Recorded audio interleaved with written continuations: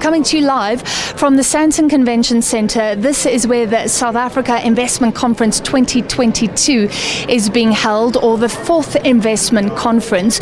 It all began way back in 2018 when President Cyril Ramaphosa announced that South Africa would try and attract investment of 1.2 trillion rand over 5 years. So a very lofty target, and presidential envoys were deployed around the world, and this was the target.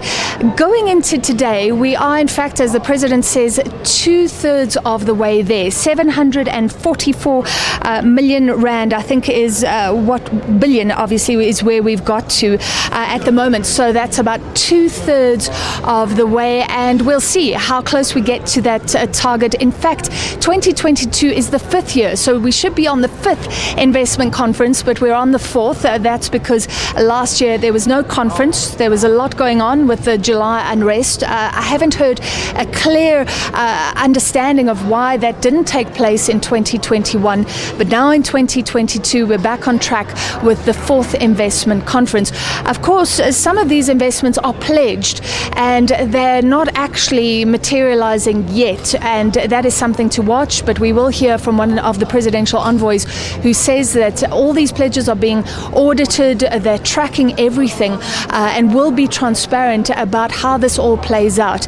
Now, I'm joined by one of those companies that have made a big pledge, Pfizer's Patrick van der Loo. He's head of Africa and Emerging Markets, and I'm also joined by Alistair Mokoena, CEO of Google South Africa. So this is the business side of things. These are the people who are coming and putting down the money.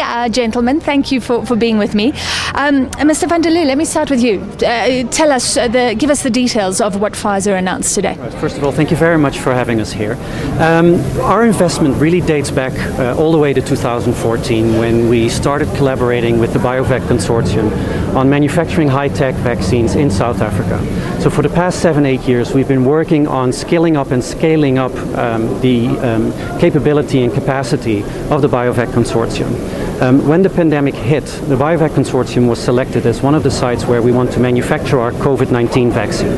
So the announcement that we made today of 255 million rand really is money that we're spending in 2022. In fact, we've already started spending it to make sure that the BioVac site is able to manufacture 100 million doses of the COVID-19 vaccine. Those 100 million doses are all meant to be used in the 55 member states of the Africa Union. So this BioVac facility has been lauded as a great example of a public-private partnership. But give us more details. So you presumably keep the full copyright to Pfizer vaccines, but what does South Africa end up with? What do South African scientists end up with tangibly? Yeah, so that's a very good question. Look, we go broader with regards to our scientific investment in South Africa. So we invest a lot in clinical research in the country, but also when you look at specifically the BioVac site, it's basically reversing back from the basic steps, I would say the most simple steps in manufacturing of a vaccine, the fill and finish, all the way back to also making the actual product. So when you look at our investment on that pneumococcal vaccine, the BioVac site is now being accredited to really actually make one of the most complicated vaccines in the world, but in South Africa. So we're really scaling up the science level in South Africa as a result of that investment. And that is what gave us the faith as Pfizer that they would also be able to manufacture basically the first mRNA vaccine in the world, but in South Africa. Because you're being very selective. So South Africa is one of, I think, the only site in Southern Africa. You can confirm. Why are you being so selective? Why not make this a free-for-all for African scientists who can do it, and you keep your IP? Yeah, no, that's a very valid question. But when you look at how long we've been working with the BioVac Consortium, 7-8 years, and we're now on the cusp of starting to really manufacture that vaccine, you need, as an organization like Pfizer, have the trust in partners that actually can deliver in what is really a pandemic product to basically end the pandemic. So in order to do that, you need skills, you need a company that can very flexibly move, and you need a company that can very quickly scale up to 100 million doses. And BioVac has given us that confidence in order for us to be able to make that financial commitment. All Mr. Mokoena, you did tell the SABC a little bit earlier about some of Google's activities. So let's briefly recap, because I would think, okay, Google is run by some techies somewhere in the world. They don't need to be physically in the country even. But there's a lot going on tangibly in South Africa. Yeah, thanks very and much. let's just clarify, you're not making an investment today, but there's been R1 billion investment for Africa announced several years ago. Thanks very much for having me, Francis. So we did announce October last year that we're going to be investing $1 billion across the African continent over 5 years. $1 billion. $1 billion, which is quite significant. Right, yeah. And I think the big thrust there is that Africa needs help in its economic recovery. We've seen how battered every economy has been by the pandemic. We've seen how marginalized communities have really struggled. And we've seen how small businesses, which are the lifeline of every economy in the world, have really suffered. And we've also understood there's a need to help society become productive again with lives and livelihoods. So turning education into online education, helping people be productive from home. So that's all the stuff we've actually been doing, and really driving this thought that if we unleash the full potential of the internet on the African continent, we will see Africa rise, which is why this conference is so exciting, because it really is about celebrating Africa's brilliance. It's about confirming that Africa is a proper business case as opposed to a charity case. Yeah. So we're really excited about seeing all these social partners coming together, because the need is immense and it needs everybody to come together. And the more internet penetration there is in Africa, in South Africa, the better for Google, because the more users you have, the more advertising, etc. So it's a win-win. Yeah, and I mean, if you think of Google's very ambitious mission of organizing the world's information and making it accessible and helpful to people, we realize that our role is really to get people onto the internet and to help Africa's benefit from the digital dividend and the technology that actually has enabled the world to leapfrog, many economic problems. So if we look at the fact that the average internet penetration on the continent is about 60%, contrasting that to Europe and the US, where you're sitting at 90%, there's a big job to be done here. About 1.3 billion Africans on the continent, only 300 million are on the internet. So that's why we've invested in the subsea cable to bring affordable, fast, reliable internet access all the way from Portugal down the Atlantic Ocean coast, down the spine of Africa into South Africa. So this cable that we pledged to invest in 2 years ago right here is finally landing in June this year, which is very exciting. Yeah. Is it the game changer that everybody says it is? It's an incredible game changer. I mean, first of all, it's going to indirectly create 180,000 jobs in South Africa over the next 3 years.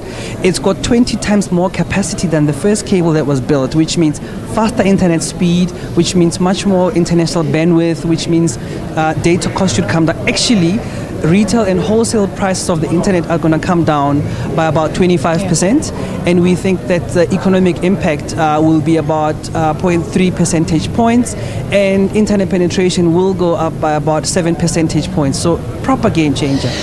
Okay, I want to ask you both quickly something, and then I have a hard question for each of you.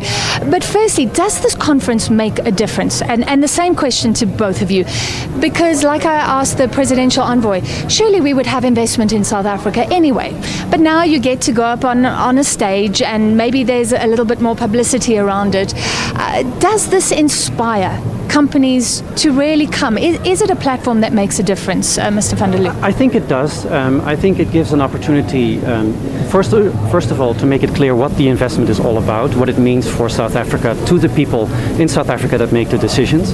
But it's also a platform for us to actually engage with the politicians, with the stakeholders, that we need to further expand on these investments in the future. Mr. Mokoena? Yeah, I think this investment conference is critical, because I think for us to unite around one goal, which is how do we invest in Africa's potential and Africa's brilliance, and how do we correct the narrative that Africa is a basket case as opposed to a proper investment business case. So we're really encouraged to see all these organizations coming forward and saying, we believe in Africa's potential, we believe in South Africa's potential to really grow, and here's us putting our money where our mouths are. So very crucial. And I think there's a lot of wisdom in crowds, and we know human behavior is driven by herd mentality. So if people come together and say we believe in investing in this market, who are we to doubt it? So all of us are here to say Africa is bankable, South Africa is open for business. All right, my hard questions, and then we link back to studio, to Pfizer. In South Africa, there's been publicity around the lack of transparency around vaccine pricing. We don't know the details of the contract, so that's part of the problem. And people have been decrying the fact that it seems like developing countries, African countries, are paying more than some European countries. And I know there's some rationale for that. But there are protesters that have been outside saying business is part of the problem. It's not the solution. What would you say, and can you give us any insight into what is going on and how Pfizer is treating us as a country in terms of this great IP that you have in terms of the vaccine? Yeah, and I understand the question because obviously people want to know what the price is of Can you tell us? No, I cannot. Oh, no. But what I will say is that from the get-go in Pfizer, our starting point was equitable access. And equitable access for us meant that we had a tiered pricing system. So high-income countries pay twice what middle-income countries pay, and low-income countries get a non-for-profit price on the vaccine. And we've been very clear about that from the beginning, but we don't share the individual country prices. So when you look at equitable access, what that means, we have to date, as per this month, manufactured 3.2 billion doses of the vaccine. Our commitment this year is to manufacture between 4 and 5 billion doses available for the world's population. But we've also made it clear that at least 1 billion of these doses need to go to low and low middle income countries. So last year we actually made 1.1 billion doses go to low and low middle income countries. And we're well on track this year already with over 300 million doses year to date to make sure we live up to that pledge as well. All right, appreciate the answer. Sorry you can't tell us the actual price. Mr. Mokoena, so many issues for you because I think people are concerned about the strength of tech companies in general, given what's going on with advertising, privacy.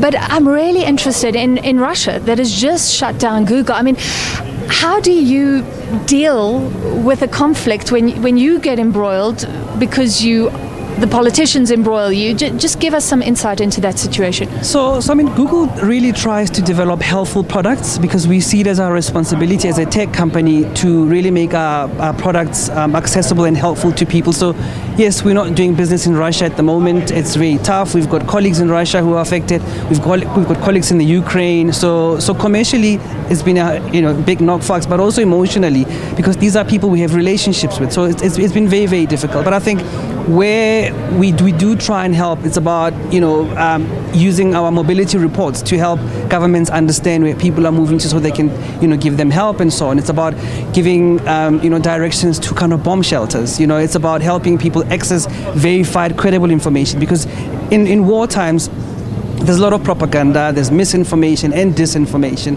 So we use our platforms to verify information and make sure that there's no fake news. So I think there's a lot that technology can do to help people stay safe and really find help. Can you be ethical when many countries will try and dictate to tech companies what they can and cannot do? Yeah, I mean, I think as a company, you need to be clear about your own moral compass. So if we say that our mission is to organize the world's information and make it accessible and helpful, there's a key word in there, which is helpfulness. So the kind of ethos that runs through Google as an organization is a sense of being helpful. And we keep asking ourselves, are we being helpful today to the world, So when I look at what's happening in Russia and Ukraine, the big question is, how can we help people with our products and our platform? And part of it is about fighting fake news, directing people to help, So yeah, but I think it's just very, very disturbing to see that the war is carrying on, and we really hope that we will see it come to an end soon. All right, thank you both for your time here at the Sandton Convention Centre. That was Patrick van der Loo, Head of Africa and Emerging Markets for Pfizer, and Google South Africa CEO Alistair Mokoena.